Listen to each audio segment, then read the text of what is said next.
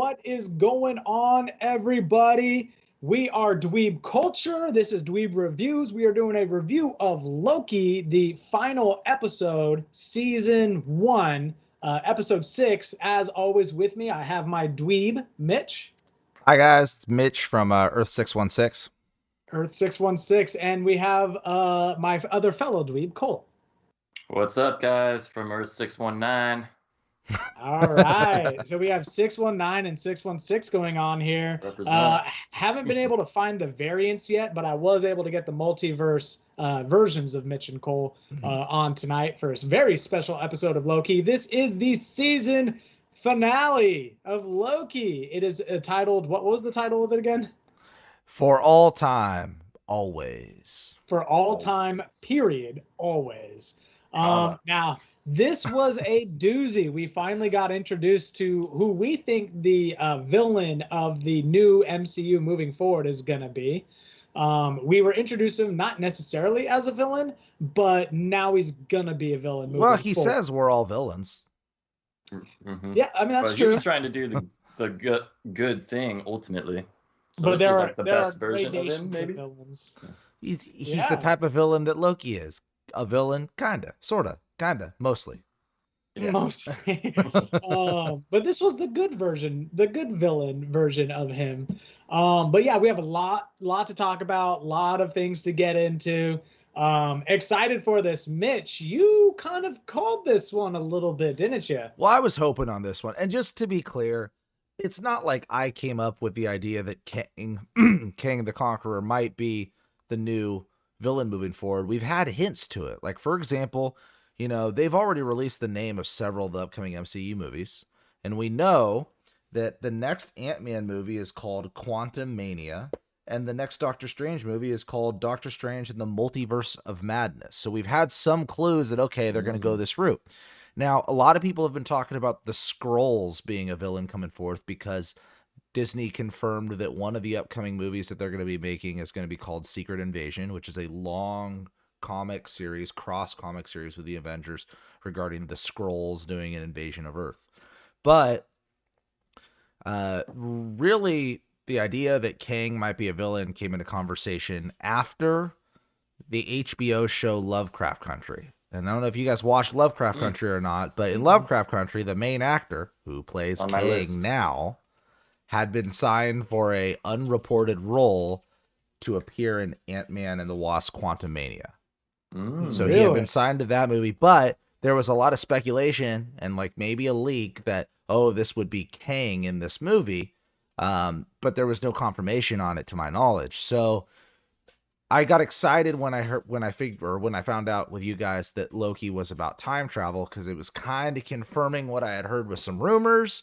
Obviously, I know Kang from the comics because he's a big character, but there's enough time travel in Marvel that it doesn't have to be related to Kang. I mean, he's kind of the big villain, but the X-Men time travel all the time, and so do numerous other characters too. I mean, they have major X-Men storylines and other Avengers storylines involving time-traveling characters. Cable is a time traveler. So it was kind of a thing like, okay, well, maybe they're just introducing the idea of time travel. And there was always the chance too, I mean, not even a chance.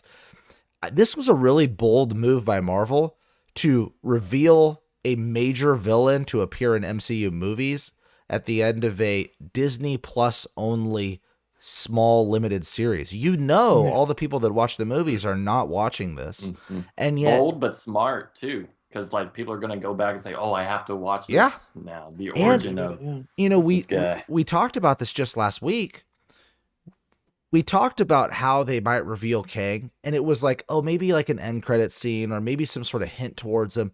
No, guys, they full on revealed him. They didn't use his name, but they gave his history, and he even referred to himself several times as a conqueror. Yeah. He who remains. But he never said Kang, so there's still a chance it's not Kang the Conqueror. It's Kang. He's even for the 31st century. This is Kang. Now what was really cool about this, and for us comic nerds, what's cool about this is there's infinite versions of Kang, and Kang appears in different versions with different appearances all the time in the comics. He gets killed. It doesn't matter. There's infinite of him. He comes back. But there's one version of Kang that is always the strongest version, and he goes by the name of Immortus. Immortus. Thank you. It's my belief that this was Immortus because it falls in line. He's always the future version of Kang. So there's Kang from the 31st century. He travels back in time. There's an infinite number of him. And then there's this future version that's lived for millennia. He lived as a pharaoh for some time, and he's time traveled all over. And it sounds like, from this guy's description of himself, when he said, "I'm much older than I appear," it sounds like that's who this one was, Immortus, the strongest of the Kangs.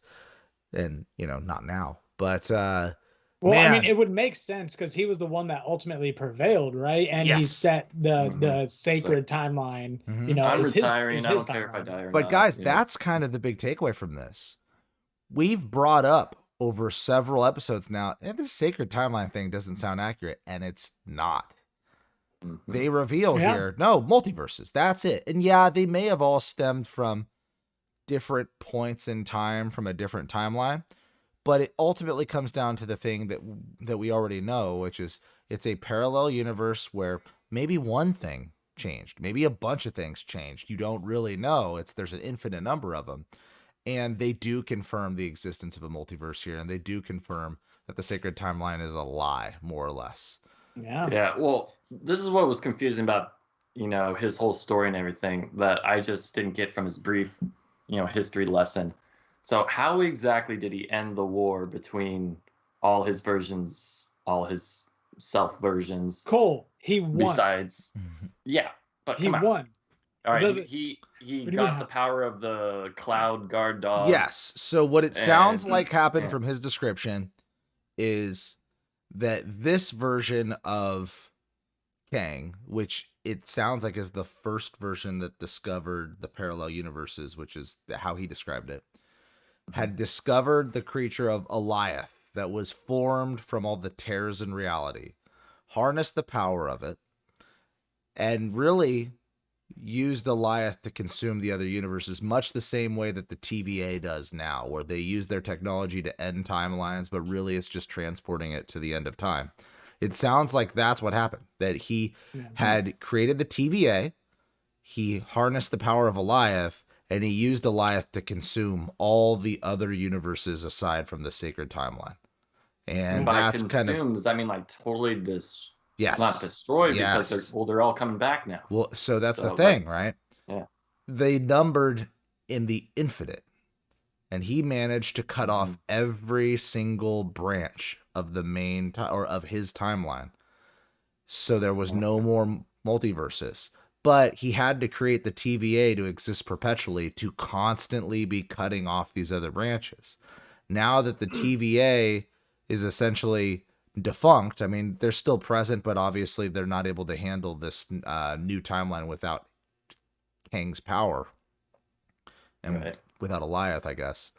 Now that they're defunct, there are multiple variant universes stemming off from all points of time back to the dawn of time, not just from the year 1776 and on. No, from every point of time all the way into prehistory, new timelines are forming. There's infinite of them. So now he knows, and he even said this with his conversation with Sylvie. He said ultimately what'll happen, and what he had put forth to Loki and Sylvie was, if you kill me, then an infinite number of timelines will reform. Because they're always trying to branch off. They're always trying to grow back. They'll reform. In all of these timelines in the 31st century, I will be born. I will discover the multiverse. I will resume the multiversal war.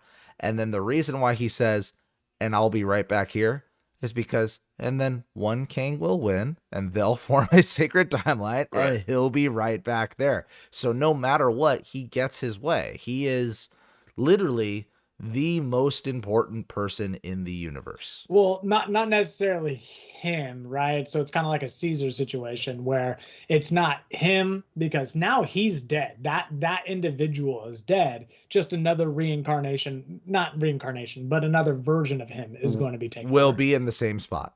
Yeah, Yeah. but I mean, it ultimately does come down to that. He is the most important person in the universe, the smartest, the most powerful. It all revolves around him. He will destroy the multiverse or rule the multiverse at some point, depending. And now that's what the Avengers presumably are going to have to face, is as they deal with the effects of time travel, which they know to exist now through the Ant-Man technology. They're going to be dealing now with Kang of the 31st century and his multiversal war. Now, Right. what's the most interesting point of this for me, and what I want to put to you guys is this how they introduced the X-Men and the Fantastic Four? I know that I was thinking the exact same thing. That would be awesome. Very, very well could be. I think it is. I'm thinking they do some sort of multiversal crazy, war, and the multiverse breaks and everything collides and everything's on the same world, and now our world has X-Men. Or something along those lines. I mean, Disney has kind of given like little hints, like I really hoped and thought that they were trying to introduce the X-Men through WandaVision when they showed, the other Quicksilver. Yeah. So that could be definitely like a hint to the future. That was definitely an Easter egg. Introducing X-Men at least. But yeah, Fantastic Four needs to come back because there is so much in the Fantastic Four. Now there is a Fantastic Four movie announced already. There is. Yes. Awesome. But we don't know, is it going to be, 4 young scientists and they just become the Fantastic Four, or is it they're already the Fantastic Four and have already existed in the universe? Now, I would think that they're already the Fantastic Four and they kind of skipped the origin story because they've done 2 already, 2 origin stories. Yeah, they have, but remember, if they did just make a young Fantastic Four movie, which was terrible, but they also have the Ultimate comics to go off of. And in the traditional Fantastic Four comics, they're adults. They're all adults, and Reed Richards is older. But in the Ultimate comics, remember, they're 16, 17, 18. Reed Richards, who becomes a villain, the Ultimate Reed Richards anyways, right? Dr. or Mr. Fantastic.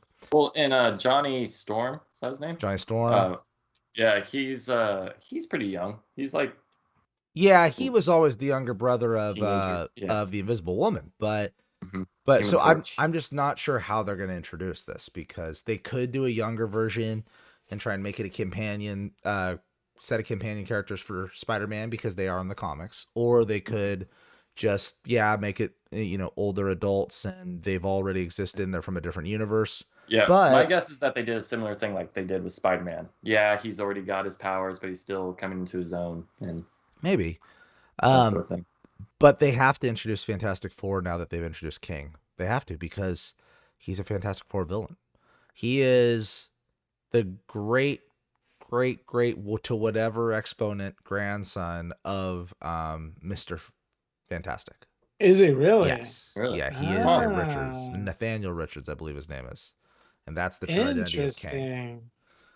So that's an interesting link right there. Which means Reed Richards' ancestor was a pharaoh. Which means that Reed Richards does exist in the MCU currently.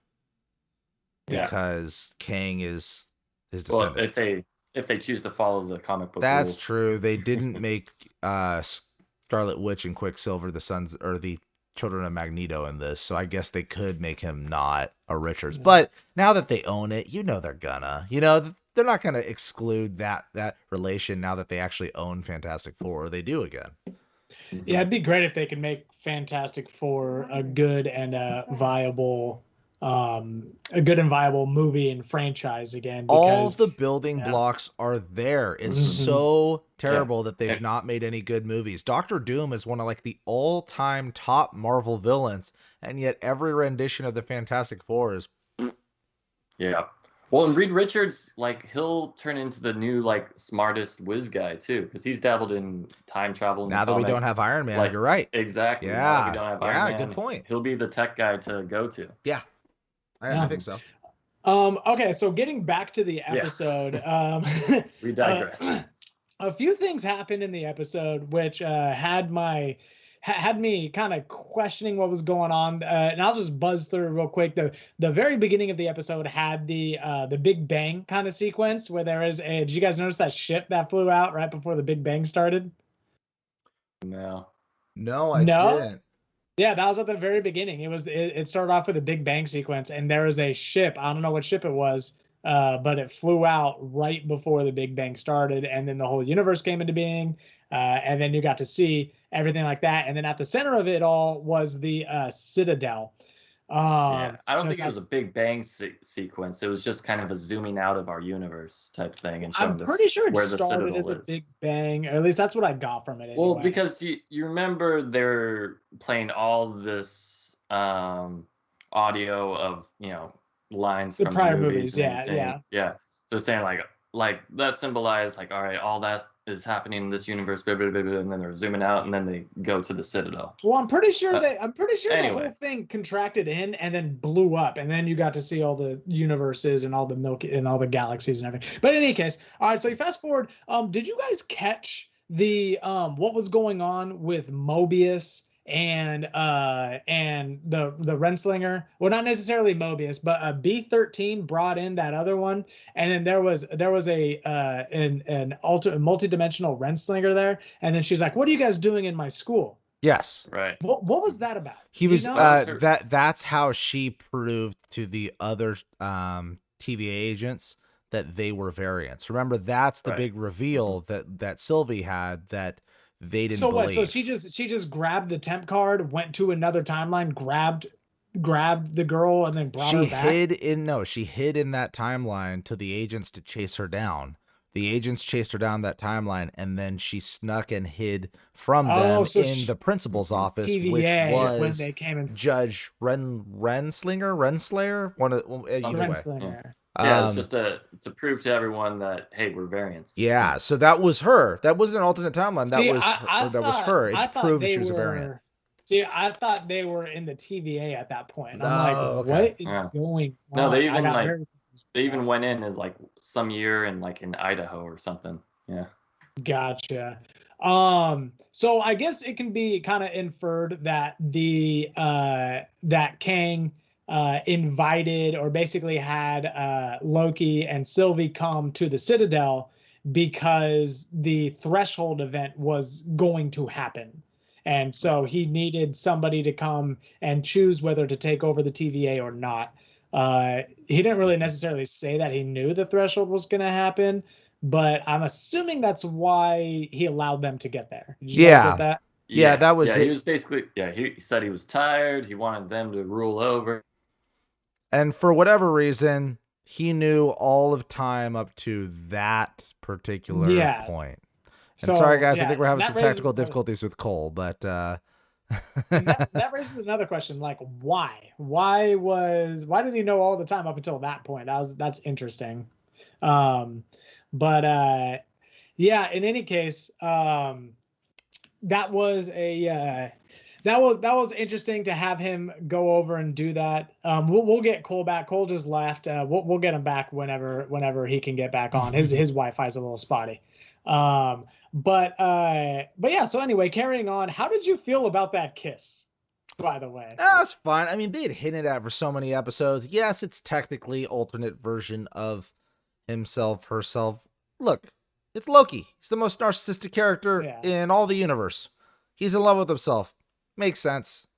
Yeah. Whatever. It's fine. Yeah. These two characters, there was chemistry between them. They already had painted this for several episodes now. It was what it was.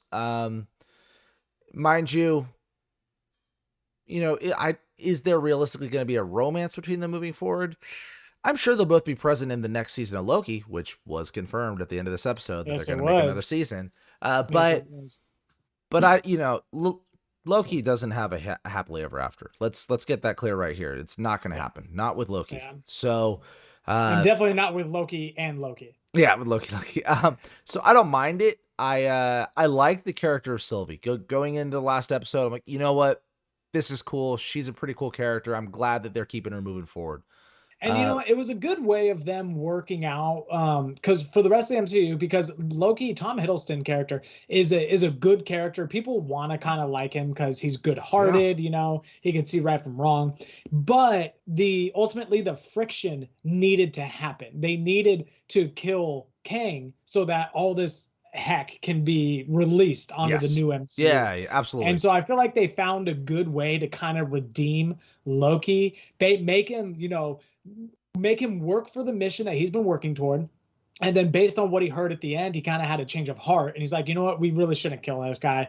And then he basically gets knocked out of the equation. So he had no choice in the matter.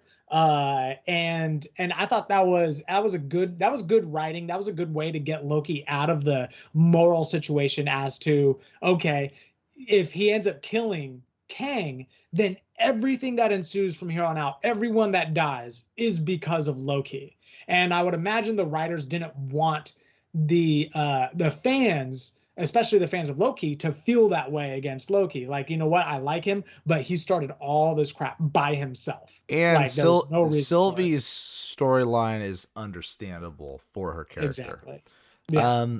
I agree. I agree with that. You know, overall, this episode really just nailed it for me. Hold on, we're getting a message from Cole. Oh, computer died. He may not be joining us again. Sorry, guys. No, he will not be. It really nailed it for me. More than I expected. And, you know, I was hoping that it would be Kang. I've made this prediction for several episodes now. We've all been talking about it. Going into the last episode, we were all kind of on the same page about it, too. Like, yeah, it probably will be. And it was fulfilling to get this reveal. It was more than we expected. It was cool.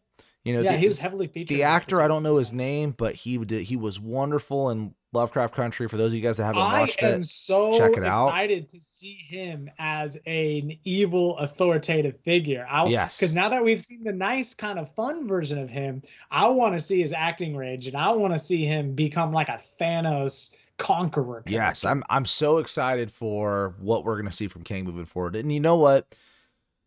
You know, Kevin Feige, I guess his name is pronounced, Feige, whatever it's pronounced. You know, he's said that kind of the post Endgame Marvel universe is not as structured as it was leading into Endgame. They don't have like one major overall story that's going to necessarily bring everybody together. It does seem like they're doing different things with different characters. We know that a lot of the MCU is going to move forward in the form of series. They're going to have Loki season 2. They're going to have a Wakanda series. They're going to have an Okoye series. You got to get those Disney Plus subscriptions up. Apparently, when Black Widow came out this past week, they saw 30 million new subscribers. Nice. And you know, we are not doing a review of Black Widow yet, but supposedly the end credits of that movie set up into the Hawkeye series also. So I did see Black Widow. So comment below if you guys want if you want Mitch to go watch it, and then we can do a review on Black Widow.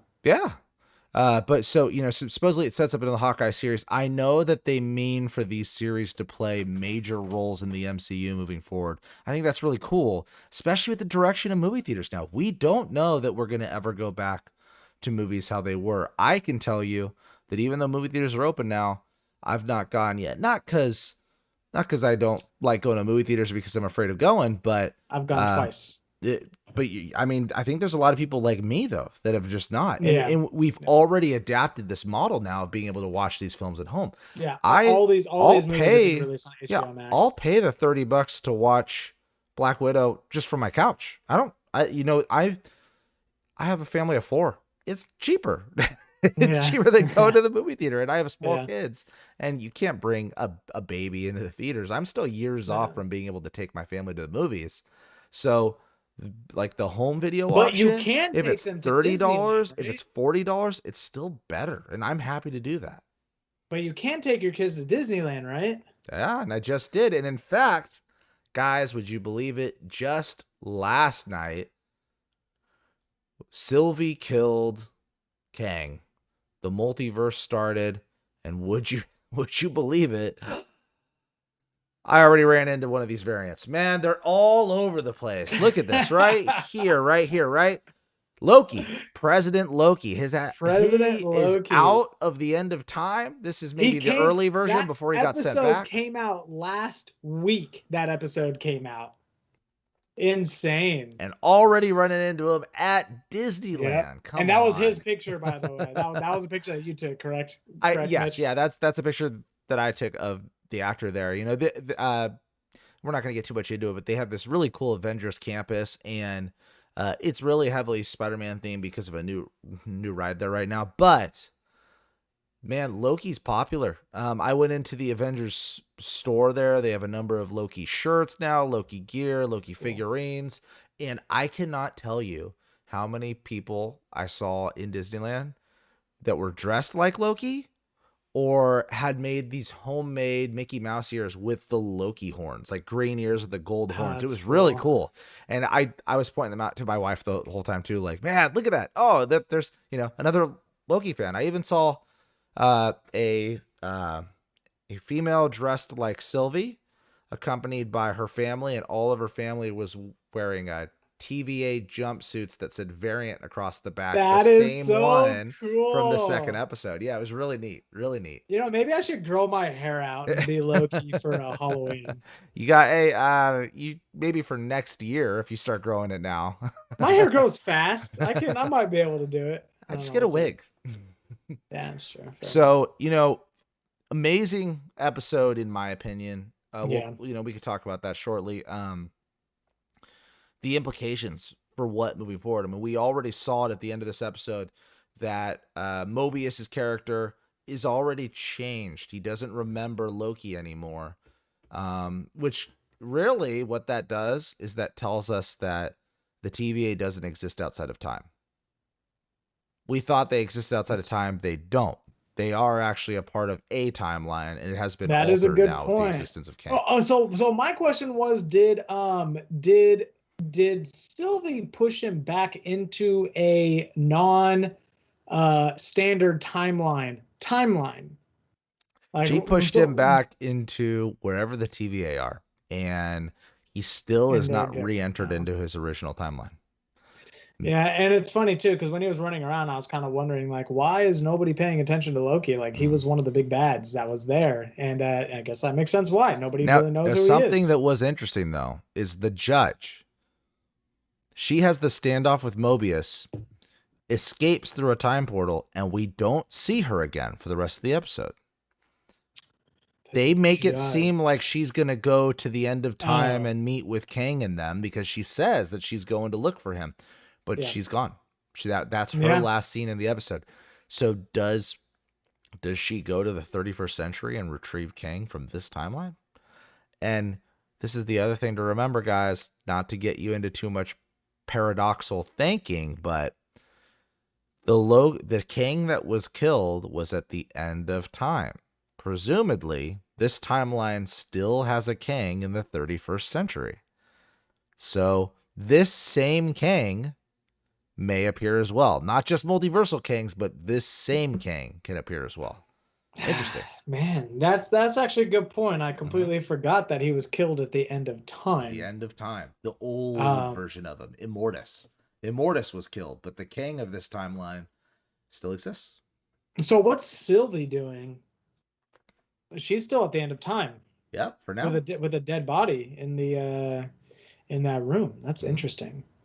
I guess then that makes sense that the threshold moment would be there because that's where the void is at the end of time. Mm-hmm. So it makes sense that, very soon after that. The end of time is just as far forward as you can go. And they went as far forward as you can go, and then while they were spending time together, it crossed beyond everything that Immortus knew. Oh man, this is racking my brain. It's interesting, man. This was so well put together. I am so impressed by this. I was really Mitch, happy with let's this. get to the review of the episode, and then we'll do a review of the series. What did you think? What did I think of this episode? I gave the last episode a 10 going into it. And while not every part of the episode is necessarily the way I would have done it, who am I? Who cares? But you're nothing. I can say that this hit all of my expectations and blew past them. Even though I had predicted it would be Kang, the way that they revealed him was surprising. The amount that they revealed of him was surprising. It was satisfying. It was fulfilling. It was exciting. They had action. They had character payoffs. I can't really think of a way that it could have been really better. Maybe stylistic, small things, but nothing that could have made it better. And if I can't think of a way that could have made this season finale better, then I got to give it another 10. Oh my gosh, look at that. Another 10. Man, you raised a lot of good points there. I think they did what they needed to do with Loki, pushing him out. That way he's not implicated in, the destruction that is to come. I thought the kiss kind of came out of nowhere. They've been leading up to it all season, but they didn't really lead up to it in the episode. It kind of just happened. So that was a little awkward. It was cool that Sylvie was trying to kill Kang, and he kept teleporting and kept going everywhere. I wish they would have explained his powers a little bit more. Like, why does he know everything? How does he know everything? Is he human? Is he not human? Like, what kind of his backstory a little bit. But they did give us a lot more of Kang than what I had originally thought they was going to do. And they didn't spend forever getting to the castle. As soon as they got there, they pretty much saw him, and that was that. You did get to see the robot for a second there, the helper explanation, Siri. That was interesting, because then I started thinking to myself, like, wow, maybe she was behind all this. Maybe, like, because she is super smart. Like, maybe Who is this? Yeah, exactly. Right. Okay. Who actually is this? I always thought it was just like a little robot helper, but might be an actual intelligence behind this. But yeah, no, I'm gonna have to 100% agree with you. I don't know that there was too much more they could have done to make it better. That being said, I'm gonna give it a 9.5. I think it's a solid 9.5. I don't necessarily know what they could have done better, but I only reserve 10s for things that blew me away entirely. And this was amazing. It was really great. It tied up a lot of things, but it didn't 100% blow me away. Now, when we talk about the series as a whole, especially compared to WandaVision and Falcon and the Winter Soldier, I think that this is strongly above either WandaVision or Falcon and the Winter Soldier. I think that this series was great. It had everything from character development to implications for the MCU at large. Execution was very well done. The only episode in this 6-episode series that I could think that didn't necessarily work for me that well was the episode that they spent on whatever that planet is. Lamentus. That was a little slow for me. Especially, you have to dedicate one episode to character development, but that, the character, as we already talked before, there wasn't too much character development. There was a lot of talking, but there wasn't too much development on that episode. So, but this episode, this series as a whole was very, very good, kept me on the edge of my seat the whole time. I was looking forward to every single episode, which is not something I could say in WandaVision or Falcon and the Winter Soldier. I liked this series a lot. There were a couple things that they introduced that were paradoxical. There were a couple things that they threw out there that, we still don't know why Sylvie and Loki created a Nexus event, and that was a huge plot point. We still don't know why. So for reasons like that, I'm gonna give this series a strong 9 out of 10, maybe a 9.5 out of 10. The entire series all in itself. I'm absolutely recommending it to people. I think it is very, very good. I agree. I would give it a 9 out of 10 for the overall rating. I think because a second season is going to exist, I should say, or because it's being formed, some of the things that they didn't touch on is pretty forgivable. Like, okay, the Nexus event between them. Why? Well, potentially in the second season, they could reveal what that is and how maybe that's a tool for them in correcting some of the multiversal, errors or whatever the circumstances might be. I don't quite know, but if this was a one and done series, I'd be like, all right, guys, you introduced things you didn't even answer. That's a problem. But because there's a second season moving forward, it's hard for me to really knock it for that. But because it had a strong intro,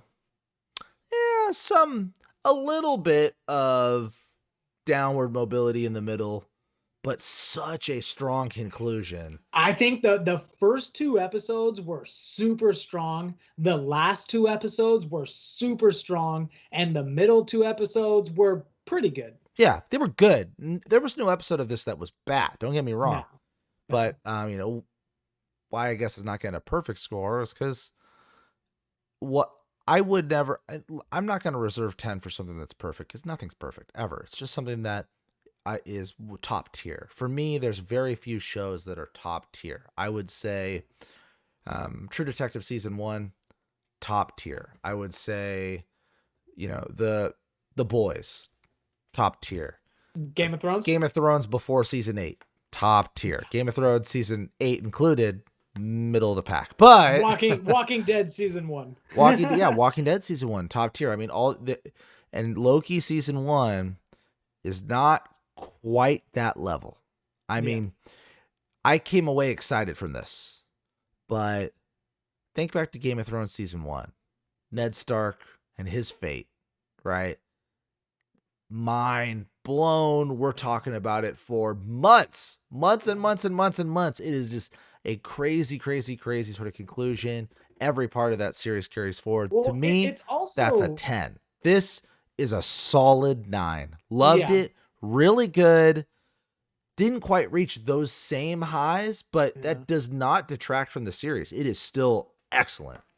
It's also very difficult to get that excited and that invested over a intended 6 episode season, especially when you're coming out of the MCU. It's true, but I think it's almost impossible to evaluate any of these Marvel properties separate from the MCU as a whole. Individually. And would you say that the story told by this series is better than the arcing story between Infinity War and Endgame? No. But is it one of the better MCU storylines? Oh, definitely. Absolutely. And the MCU exists in 7 and above territory. It's all 7 and above. You have your Thor Dark Worlds, but that's as worse as it gets. That's the worst that it gets. From there, it's all... Well, Iron Man 3, Iron Man 2 even. Okay, the Dark Elves. Thor Dark World is the worst. There's no question about this. Yeah, there's other ones that are middle of the pack, but Thor Dark World is the bottom, and then everything else from there. I might say Iron Man 3 is the bottom for me. I just did not care. You can say it. You'd be wrong, all of it, but you can say it. was completely undone when it came to any movie after that, because he retires like 4 times in that movie. But yes, in any case, I would say the thing in Iron Man 3 that was the biggest faux pas is that they introduced this like PTSD in Tony Stark that was a cool character development. And then at the end, they're like, never mind, he's over it. Just doesn't affect him anymore. He's good. Well, he also destroys all of his entire Iron Man fleet and doesn't want to be Iron Man anymore. But he doesn't. And then in the next episode, there's no recollection of that. There's just, what are you talking about? He's like, these are taking up space in my garage, and I want a new set of toys. Exactly. Blow up, new toys. Here we go. Start over again. There you go. All right, guys. Hey, thank you so much for joining us through this 6-part series, for tuning into our reviews. Man, this has been wild. This has been fun. It's been great. Oh, sorry, go ahead. I was gonna say, we're also looking for our next show, next episode, next movie to review. Yeah, so if you have any suggestions, please let us know down below in the comments. Dweeb culture operates very much by the seat of our pants, and we don't have what's planned yet, but it will come to you next week. It is coming. We will, even if it's just us joshing around and talking about, I don't know, the MCU at large. Maybe that'll be a fun episode. Actually, that being said, I do have a brief teaser for my solo reviews. Oh. If you don't mind if I play that right now. Let's see it. All right, here we go.